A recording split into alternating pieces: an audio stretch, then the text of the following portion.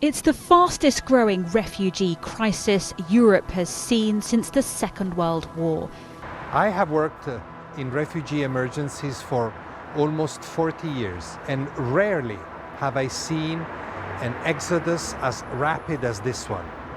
In the first 10 days of the war against Russia, 1.5 million people fled Ukraine, and the number is expected to reach 4 million.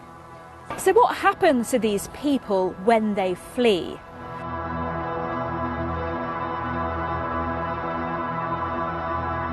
Most of those leaving Ukraine are women and children.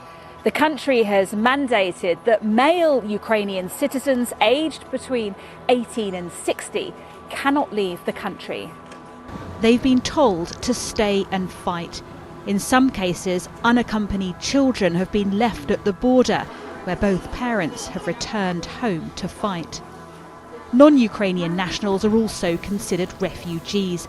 It's anyone who's legally living there, like foreign nationals and international students. Most of those fleeing are ending up in neighbouring countries, including Poland, Slovakia, Hungary, Romania, Moldova and Belarus.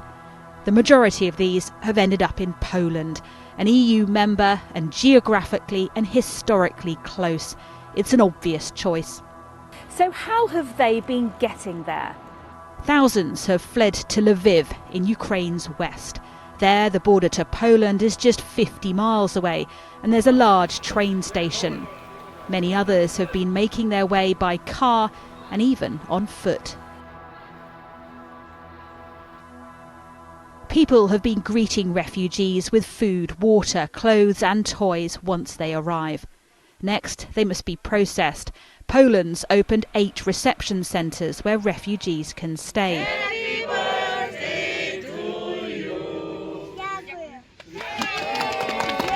In Romania, makeshift refugee camps have sprung up in places like Siret, near Ukraine's southwest border. Slovakia's government has urged households and institutions to accommodate refugees. They'll get £165 a month for an adult and £82 a month for a child. People are also arriving in Berlin. Here, community initiatives have popped up, with some even driving to the border to bring refugees back. Ukrainians will have the right to live and work in the EU for up to 3 years, and the British government has announced a special visa system for Ukrainians with families in the UK. But not everyone has received the same welcome. Some people of colour fleeing Ukraine say they've faced discrimination at the borders. One man in black came and told us Indians and Africans and Middle Easterners should live here and go to another border, which is Romania. But we told him that we cannot do this thing again. We have been on the road for 3 days and we cannot go back. In the first 7 days, 1 million refugees fled the country. To compare, Syria has the highest number of refugees who've fled their country. Nearly 5.7 million people have left since the civil war began in 2011.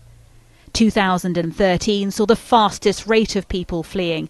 Even then, it took over 3 months to reach the milestone of 1 million refugees, which Ukraine hit in a week. Whether this is temporary or permanent for these people is an impossible question to answer. What we do when we are already in a safe Poland, Hungary or Slovak Republic. We are very thankful for this hospitality, but we have to understand how we can settle, how our people can earn their living, how can these settled kids go to schools, and all of this stuff the normal people already have covered. While many would like to say they'll return home, it'll all depend on the situation with Russia. The UNHCR is planning for up to 4 million refugees, and the EU expects this number to rise to 7 million. This humanitarian crisis is growing by the day.